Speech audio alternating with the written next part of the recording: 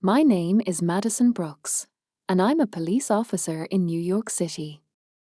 I'm 39, and I know better than most that sometimes the most dangerous place isn't the city at night or a high-stakes raid. It's a family gathering on a sunny Saturday. That Saturday, I was driving up from Brooklyn to the leafy suburbs of Boston, heading to my cousin's wedding. 4 hours on the highway, playlist humming in the background, gave me too much time to think. My hands tightened on the steering wheel every time my mind replayed old conversations with my dad, especially the ones where my badge and uniform were little more to him than a punchline.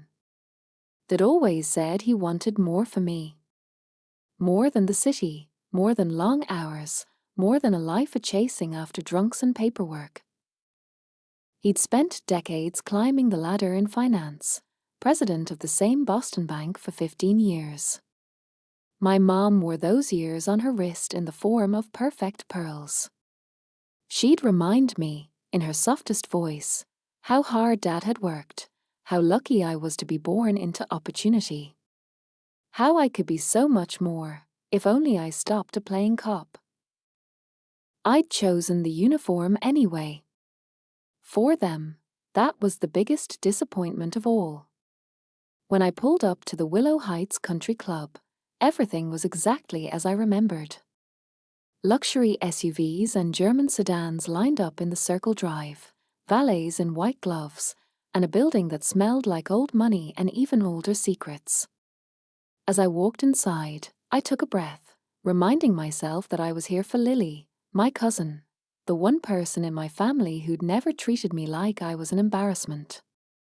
Or at least, not until lately. I found Mom and Dad near the entrance, Mom fussing with her pearl necklace, Dad shaking hands and telling loud stories about his latest golf win. My Aunt Carol was already whispering to my mom as I approached, shooting me a glance that said, "Oh, it's her."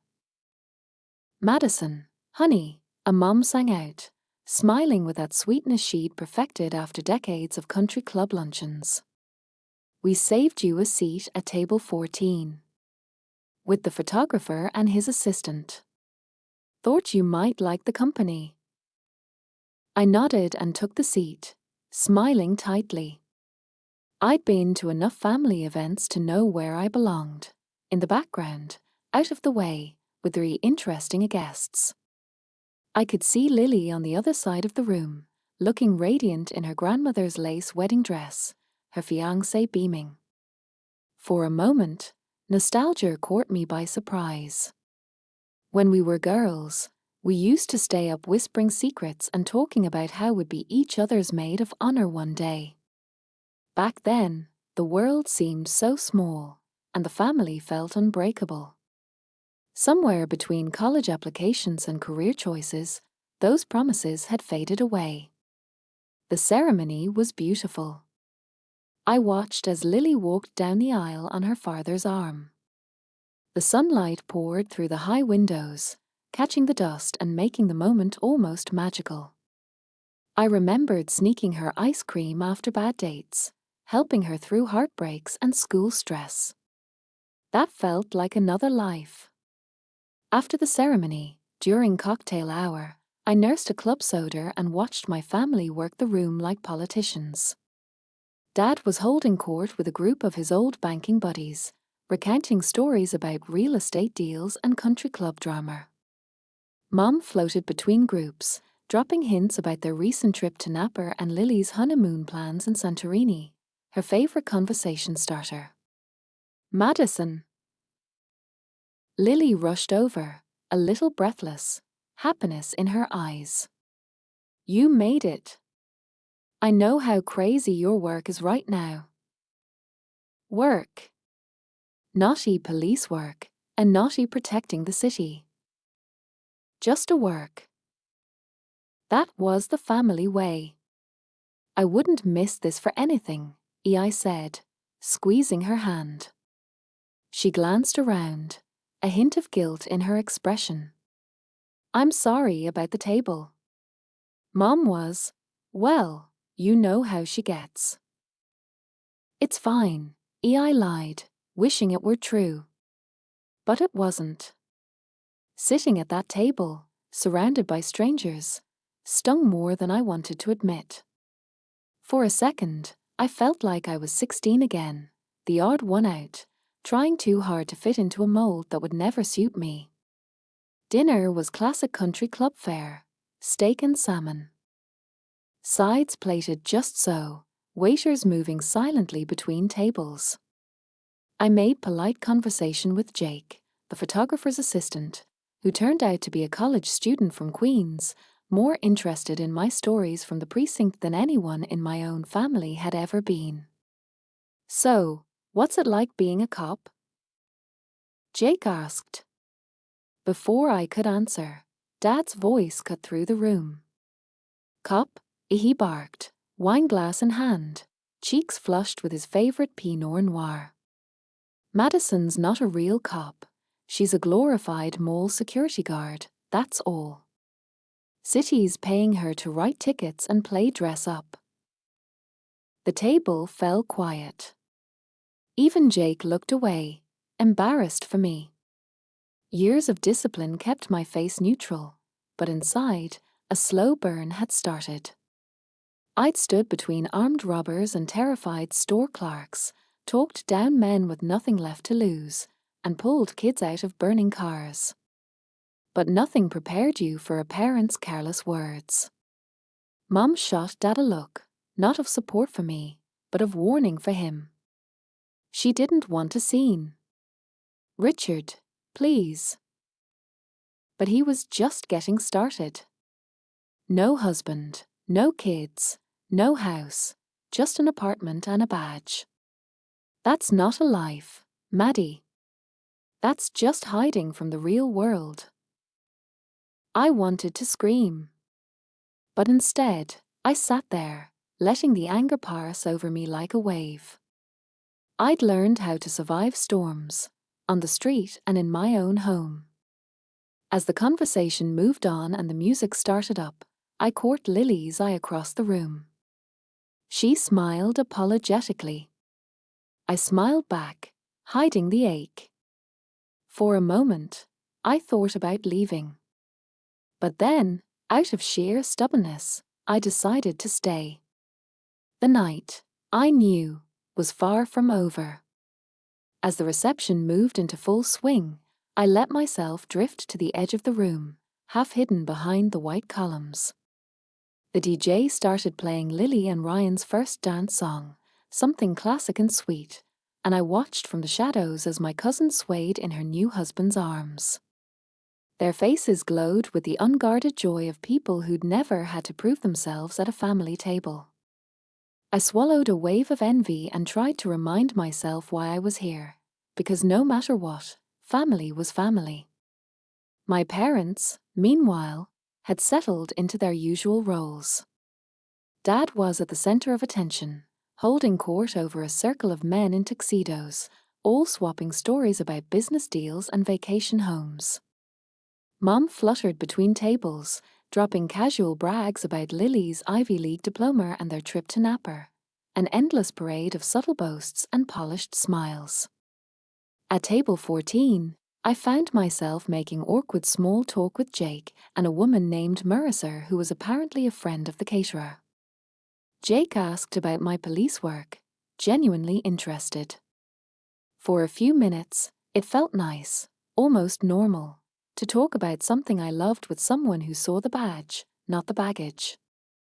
I told him about walking the beat in Brooklyn, about the weirdest things people confess to a uniform, about the good days when you got to help someone who'd lost hope. "Why," Jake said, leaning forward, "that's actually kind of amazing. I mean, don't you ever get scared?" I smiled. Of course. But being scared means you're paying attention. It's what keeps you sharp. He grinned. "You should talk to my mom. She still thinks all police are either superheroes or villains. No in between." We both laughed. For the first time that day, I felt lighter, until Dad's voice rose again, this time sharper, as he rejoined our table. He'd clearly had too much wine, his words slurring at the edges. "Let me tell you something about my daughter," he began, tapping his glass for silence. "She's been playing cop for nearly 20 years. 20! Not a single promotion worth mentioning. I don't understand why she never settled down, found a real job, started a family like a normal person." All eyes turned to me, some curious, others uncomfortable. Jake looked mortified. "Richard, that's enough," a mom hissed, but he ignored her. "What?" Dad continued, emboldened. "I mean, come on, city cop in Brooklyn? That's not a career, Maddie, that's a phase. You're almost 40. When are you going to grow up?" A familiar numbness crept in, the kind that comes from years of hearing you're not enough. I straightened in my seat, locking eyes with him, willing myself not to flinch. "I like what I do, Dad," I said quietly, the words clipped and measured. "It matters to me." He snorted. "If you say so. I just hope you figure it out before it's too late." Before I could respond, Aunt Carol jumped in with her trademark sarcasm. "Oh, leave her be, Rich. At least she's not asking you for money like certain other family members." She nodded pointedly at a cousin across the room. The laughter that followed felt cold and brittle, echoing in the high-ceilinged hall. That was the moment the music died for me. For the rest of the night, I moved through the reception like a ghost, exchanging polite smiles with people who barely knew me. I watched Lily cut the cake, hugged her when she cried happy tears, and tried to pretend that the ache in my chest was just nostalgia, not something closer to grief. A little after 9, my phone buzzed, a text from Captain Torres, my precinct commander, all quiet on the home front. "Enjoy the party, Brooks. You've earned it." I stared at the message, wishing I could believe it. I wanted nothing more than to jump in my car and drive back to Brooklyn, where my job and my team respected me for who I was, not who they wanted me to be. Instead, I slipped out to the terrace, breathing in the cool night air. The city skyline glimmered in the distance, a reminder that my world was so much bigger than this ballroom. I leaned against the railing, letting the noise of the party fade behind me. My mind drifted to all the moments my family would never see, the late nights walking beats under neon lights, the kids I'd mentored, the lives I'd helped save. I thought about the partners I'd lost, the cases that haunted my sleep. I'd carried more than my share of burdens. But nothing ever hurt quite like knowing your own family thought you were less. After a while, Lily found me outside. She wrapped her arms around me in a tight hug, her veil brushing my cheek. "I'm so glad you're here, Maddie," as she whispered. "Me too," I managed, surprised to find tears pricking at my eyes. She squeezed my hand, searching my face. "I know they don't always get it. But I do. I always have." Something in her voice broke through my shell, and for a moment, I let myself believe it was true. Maybe I was more than just the cop cousin. Maybe, just maybe, I was exactly where I needed to be. Inside, the party continued without me. But out there on the terrace, for the first time all night, I felt a strange kind of peace. I stayed on the terrace longer than I meant to, letting the cool air calm the heat that Dad's words had left in my cheeks. The noise from inside grew fainter as the night wore on, the laughter and clinking glasses muffled by thick glass doors. I tried to remind myself that I was here for Lily, not for validation, not for my parents' approval, but for the cousin who'd always been there when it mattered. But family drama had a way of finding me, even when I tried to avoid it. As I slipped back inside, the dance floor was packed with relatives doing their best 80s dance moves. Lily and Ryan were lost in each other, spinning beneath a canopy of twinkle lights. I slid past the cake table and toward the back, hoping to snag a slice of strawberry shortcake before it disappeared. No such luck. Instead, I was intercepted by my Uncle Dan, Dad's younger brother, who stopped me with a heavy hand on my shoulder. "Hey, Maddie," he boomed. "How's the city treating you? Still chasing muggers and jaywalkers?" I tried to keep it light. "Well, someone's gotta keep the streets safe." He laughed. "You ever think about settling down? Maybe taking a desk job? You're not getting any younger, kiddo." There it was again, the relentless family refrain. I forced a smile and excused myself, but the jabs kept coming. Aunt Carol joined in, not to be outdone. "She's married to the badge, Dan. You know, some girls just never outgrow playing dress-up." I let the words wash over me, focusing on breathing in and out, counting backward from 10. They had no idea about the medals tucked away in my closet, the commendations I never bothered to mention. To them, being a cop was a phase I should have grown out of, a side note, not a calling. Dinner was cleared away, and the MC called everyone's attention for toasts. I took my seat at table 14, ready to disappear behind my water glass, but Dad had other plans. He'd refilled his wine and was growing bolder by the minute.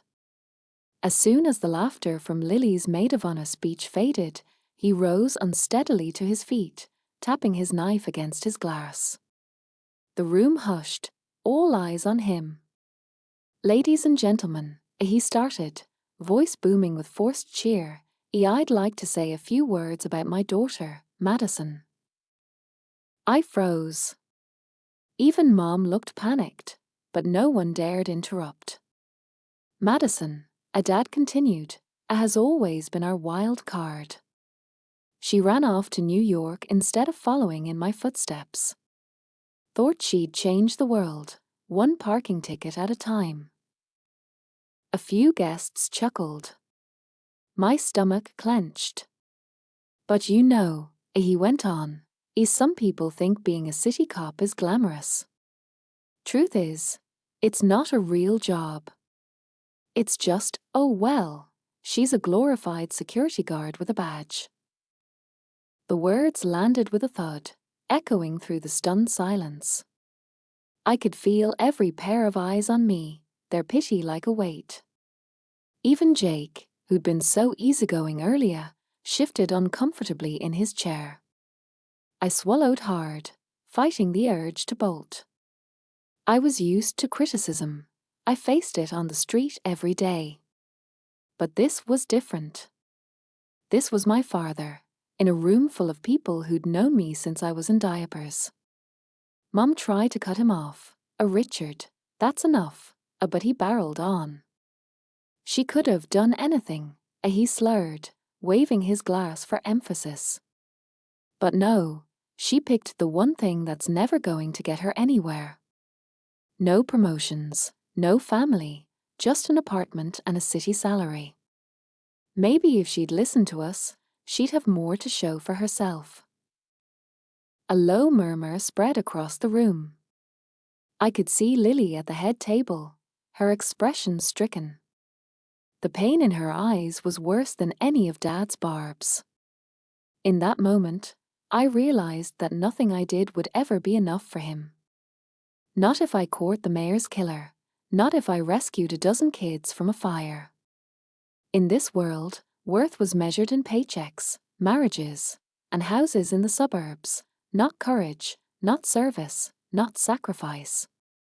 Something inside me hardened. I stood, slow and steady, and met my father's gaze across the crowded room. "I'm sorry you see it that way, Dad," I said, my voice even but loud enough for everyone to hear. I became a cop because I wanted to help people. Because I believe in justice. Because I love this city. I know it's not what you wanted, but it's who I am. The silence was absolute. My words hung in the air, shimmering with everything I'd never said before. I sat back down, heart pounding, but I didn't look away. Dad stared at me for a moment, his bravado flickering, then sat down abruptly, jaw tight. The MC fumbled for a joke and the music started up again, but the mood had shifted. Jake leaned over, voice low. That was brave. I managed a shaky smile. Comes with a badge. But I was trembling inside. I felt exposed, raw, like the whole room could see every scar I carried from years of being not enough. And yet, underneath it all, there was something else, a flicker of pride. I'd stood my ground, and for the first time, I didn't care who approved. I stepped outside again, letting the cool night settle my nerves. Above, the sky was cloudless, and the stars looked close enough to touch. Maybe, I thought, the only approval I really needed was my own. I lingered in the darkness just beyond the ballroom doors, the distant music muffled behind thick glass. My hands were still shaking, part anger, part adrenaline, part the old ache of wanting to belong somewhere I never quite fit. Out here, under the stars, the night air was sharp and honest, nothing like the stifling world inside. I let myself breathe. Let myself feel the sting. I thought about everything I'd given to my job, holidays worked, birthdays missed, nights spent worrying if a partner would make it home. I'd been commended by mayors, thanked by strangers, respected by colleagues. But none of that seemed to matter to the people who were supposed to know me best. My phone buzzed again. Another message from Captain Torres. "You okay? Need anything?" The words made something inside me wobble. I texted back, "Just family stuff. I'll be fine. See you Monday." For a while, I just stood there, watching fireflies flicker near the hedges and wondering how many families were laughing together in the houses beyond the country club fence. Families who didn't measure worth in promotions or titles or square footage. I let the hurt ebb away, replaced by a strange clarity. I knew what I'd done with my life. I knew what it cost. And maybe it was time to stop asking for permission to be proud of it. Eventually, I went back inside. The party was in full swing again, uncles shouting over the music, aunts dancing with grandchildren, Lily lost in the glow of newlywed bliss. I made my way back to my table, where Jake gave me an encouraging nod. The rest of the night moved in a blur. I laughed at jokes I barely heard, congratulated Lily and Ryan one more time, dodged Aunt Carol's questions about my next steps in life. I did my best to be present, but my heart was elsewhere, already preparing to drive home, already counting the hours until I was back in my apartment overlooking the city. Then it happened. A sudden commotion near the windows. The thumping of heavy rotors cut through the music, rattling glasses and sending a hush across the room. People turned, confused, some even alarmed. Outside, spotlights danced across the country club's manicured lawn. It was a helicopter, big, black, and official. Police, maybe. Or federal. Whispers shot through the crowd. Is something wrong?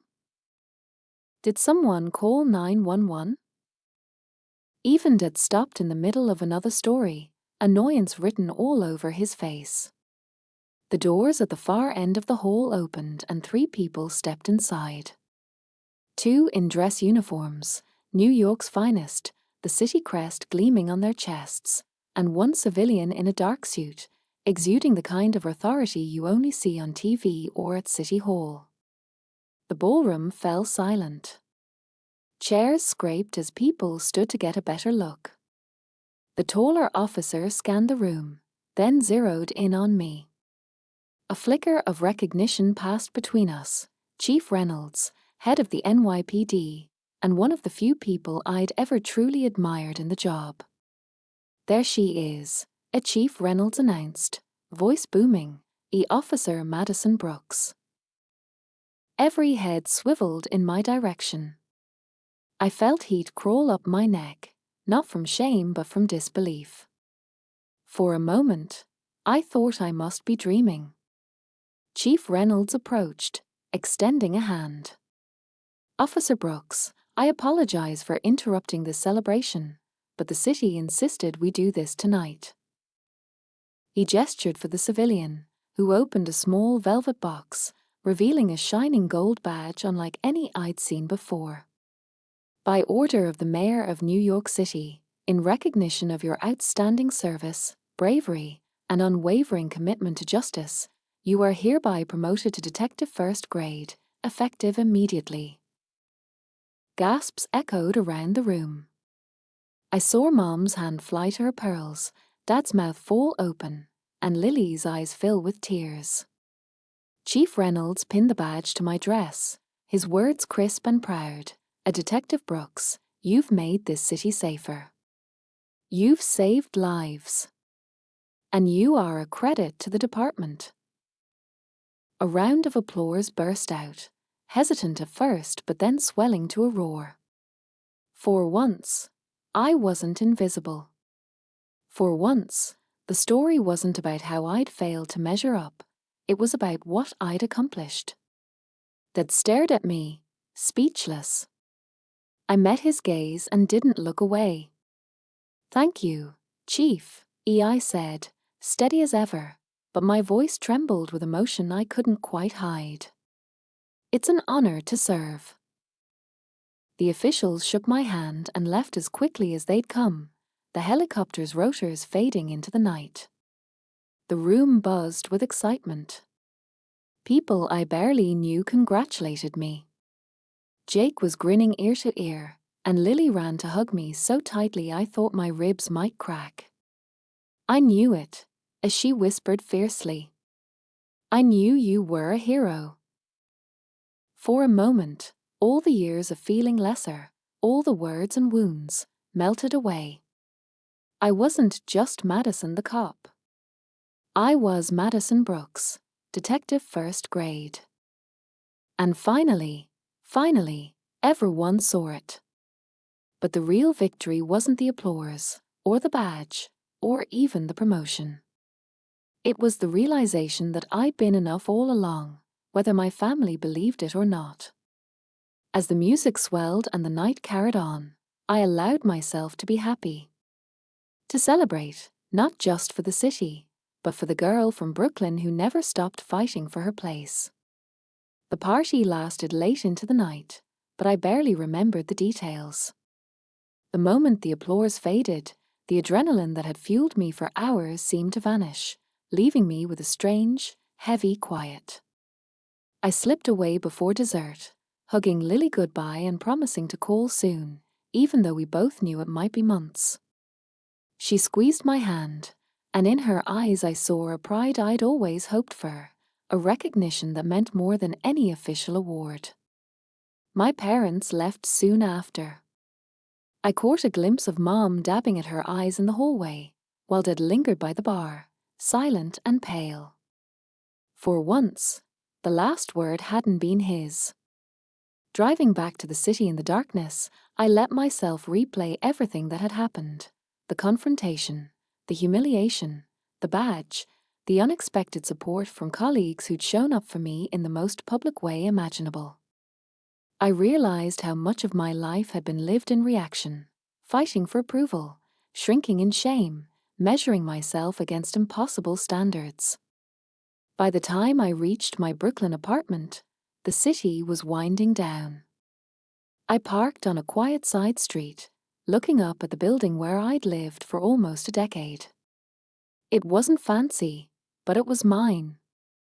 I paused on the stoop, letting the night's cool breeze cut through the exhaustion, and let myself feel it all: anger, relief, grief, hope. The pride was there too, sharp and real. Inside, my phone was already buzzing. Dozens of messages, congratulatory texts from the precinct, emails from the mayor's office, even a news alert with my name in the headline. I scrolled through, smiling at some, rolling my eyes at others. But one message made me pause. It was from my father. "Madison, I need to talk. Please call me when you get this." "Dad." I stared at it for a long time.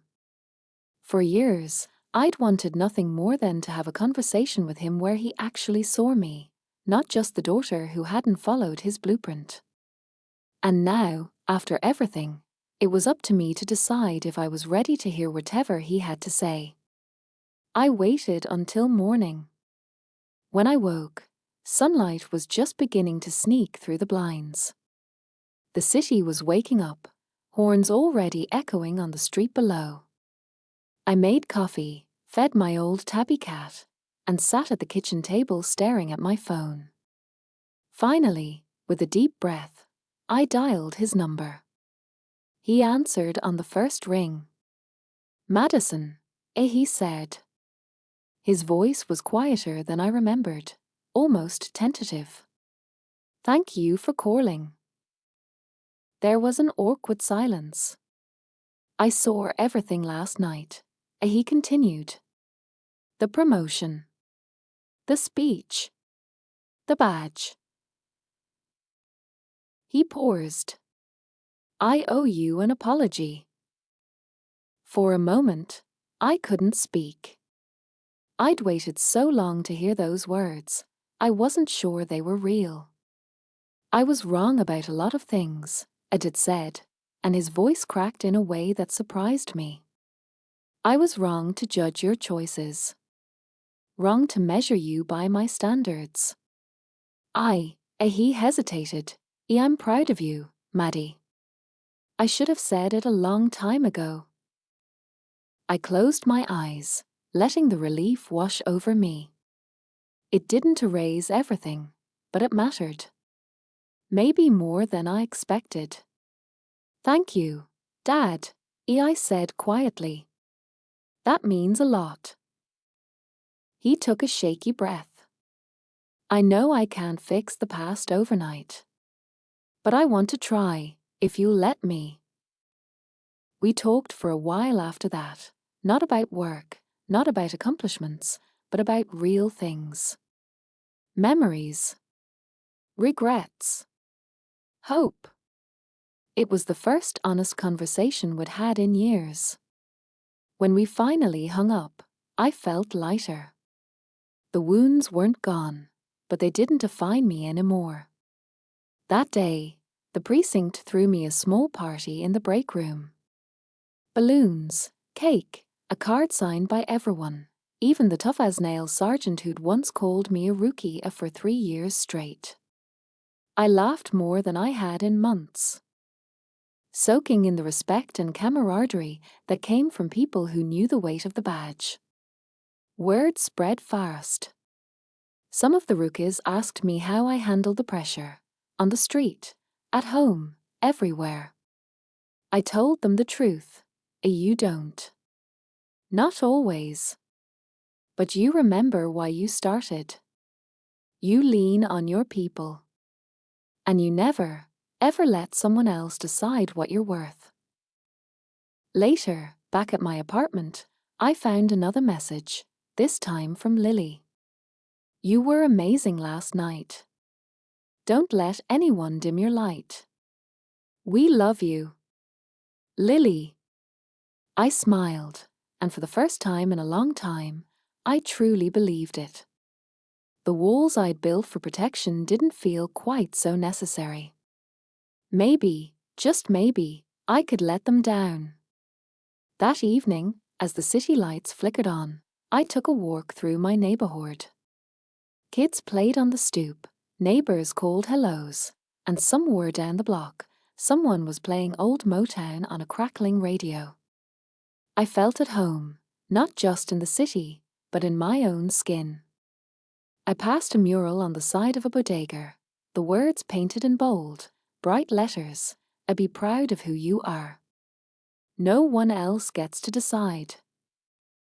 I smiled, thinking how far I'd come, and how much further I still wanted to go. The next chapter was mine to write. And for the first time, I couldn't wait to see where it led. A few days after the wedding, the ripples of what had happened at Willow Heights were still spreading. My family group chat, usually a stream of recipe swaps and photos of grandkids, was suddenly flooded with messages about the night of the helicopter. My Uncle Dan, never one for subtlety, wrote, "A Madison, didn't know you had it in you. Proud to have a real detective in the family." Aunt Carol sent a string of American flag emojis and then a slightly off-key meme about girl power. Even cousins I hadn't heard from in years reached out with congratulations. I responded politely, but I didn't feel the need to prove anything anymore. That part of me had finally let go. I was learning, for the first time, that real confidence isn't loud or boastful. It's quiet, steady, something that lives inside you and doesn't disappear when the compliments fade. Dad called again the following weekend. This time, he asked if I wanted to come up to Boston for dinner. There was no agenda, just an awkward but genuine invitation. I almost said no, old habits die hard, but then I remembered the promise I'd made to myself, standing on that terrace, to stop letting pride get in the way of connection. I drove up on a Sunday afternoon. The city slowly gave way to green, the air turning sweet and familiar as I crossed into Massachusetts.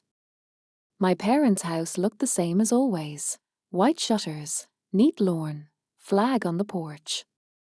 Mom opened the door before I'd even finished parking. Her hug was tight, emotional. She led me inside, fussed over my hair, asked if I'd eaten, as if she could erase every cold shoulder and cutting remark with the right amount of motherly love.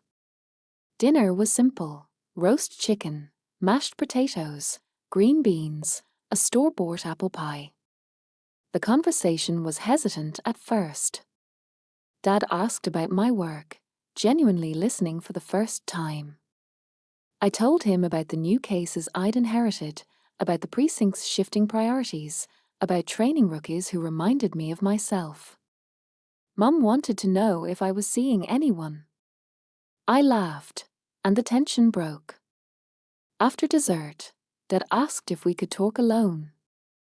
We sat on the back porch, fireflies blinking in the dusk.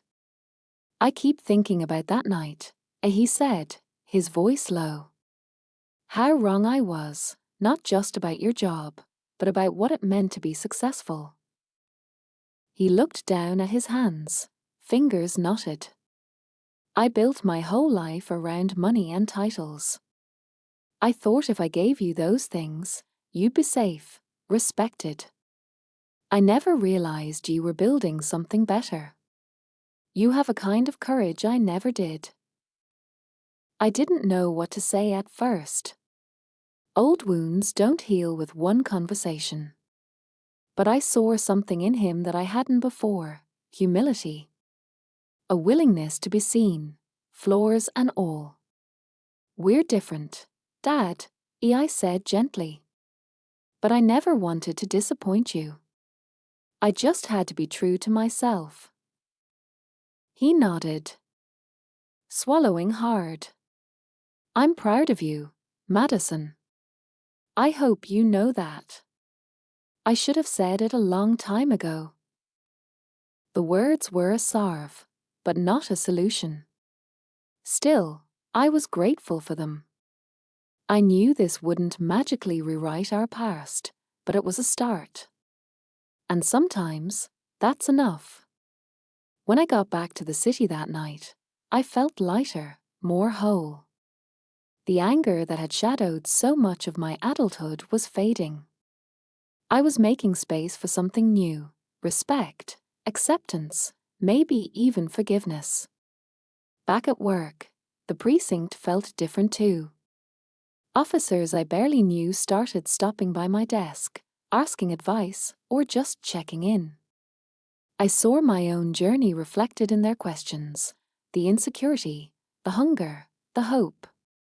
I realized I had a responsibility now, not just to the city, but to the next generation of cops coming up behind me.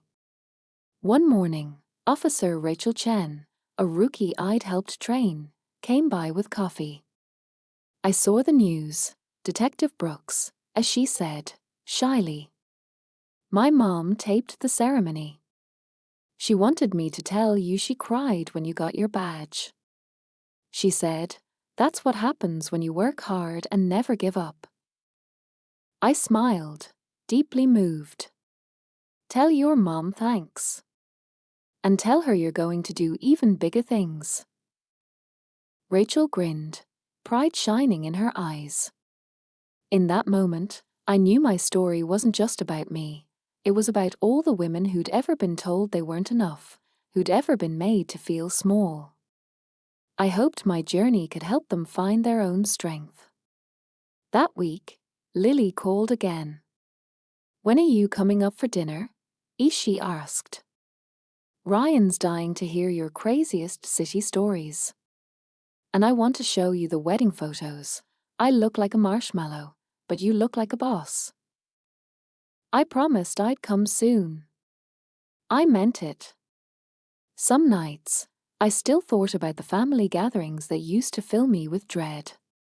But now, I saw them differently. I understood that belonging isn't about being the same. It's about being seen and letting yourself be loved for who you really are. As summer deepened, I found myself spending more time with family, even reaching out to old friends I'd lost along the way. I was learning that it's never too late to start over, to rebuild, to let people in. One evening, as the city skyline glowed gold against the dusk, I stood on my rooftop, badge shining in the last light of day, and felt an overwhelming sense of gratitude. Not just for the promotion or the new respect, but for every step that had brought me here. For the first time, I knew I was exactly where I was meant to be. By the time September rolled in, my world had changed in ways I couldn't have predicted. The wounds from the wedding night still ached, but I found they no longer defined me. My days settled into a steady rhythm: mornings in the precinct, afternoons working cases or coaching rookies, evenings running along the waterfront or sharing takeout with friends. I had always loved the city for its noise and chaos, but now I appreciated its quieter gifts: neighbors who waved from stoops, the scent of bakeries before dawn, the unexpected moments of kindness from strangers. As news of my promotion continued to ripple through my circles, I noticed subtle shifts in how people treated me. Some old friends reached out, wanting to reconnect. A few former classmates sent congratulatory emails, some of them sheepish about how they'd once dismissed my cop phase. My mother invited me to brunch with her book club, introducing me as my daughter, the detective. She got the title slightly wrong, but I didn't correct her. For once, she said it with pride, not apology. What mattered most was the precinct. For years, I'd been just one of many in blue, respected, yes, but still one of the crowd. Now, officers came to me for advice on cases, for help with tricky witness interviews, for counsel on balancing the job with real life. I became a mentor almost by accident. One rookie, Officer Brendan Marks, showed up in my office one afternoon, his eyes red-rimmed and his jaw clenched tight. He'd lost his temper with a witness during an interrogation, a rookie mistake that could have ended his career if not for my intervention. Instead of reporting him, I took him out for coffee and let him talk. His story spilled out in halting pieces: stress, insomnia, fear of failing. "You're not alone," I told him, hands wrapped around my mug. "The badge is heavy, especially when you're carrying it for the first time. The trick isn't pretending you're not afraid. It's learning how to work with the fear, not against it." He nodded, soaking it in. I gave him some strategies, promised to check in, and told him he could always come to me. As he left, I realized how much I'd needed someone to say those words to me all those years ago. It felt good to finally be that person for someone else. Outside the job, I began to show up for my family, not out of duty or guilt, but because I wanted to. I visited my parents in Boston more often. The conversations were easier now, less about performance and more about real life. My dad sometimes slipped back into his old ways, offering investment tips, worrying aloud about my single status, but mostly, he listened. Sometimes that was all I'd wanted. Lily and I grew closer too. One Friday night, she invited me over for pizza and old home videos.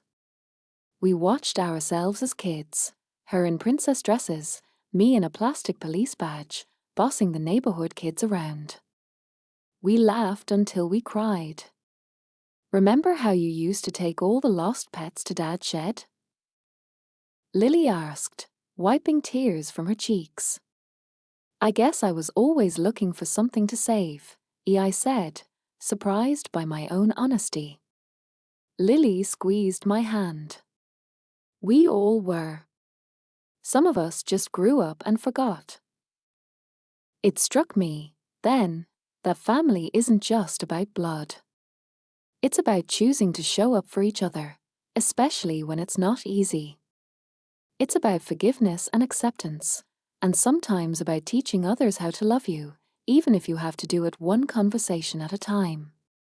One afternoon, I volunteered to give a talk at a neighborhood school. The principal, a soft-spoken woman named Mrs. Diaz, had invited me after seeing the local news. The room was packed with wide-eyed kids and a few skeptical teachers. I told them stories, not just about crime or justice, but about teamwork, courage, and standing up for what's right. A little girl in the front row raised her hand. "Are you ever scared?" she asked, voice trembling. "All the time," I answered honestly. "But being scared doesn't mean you're weak. It means you care. The most important thing is not to let fear stop you from doing the right thing." Afterward, parents came up to thank me. One mother pressed my hand, eyes shining with tears. "My daughter wants to be just like you when she grows up," she said. "Thank you for showing her that's possible." On the way home, I felt a quiet satisfaction settle in my chest. Not the loud triumph of vindication, but the gentle, persistent glow of knowing I'd made a difference. At home, I reflected on how much I'd changed.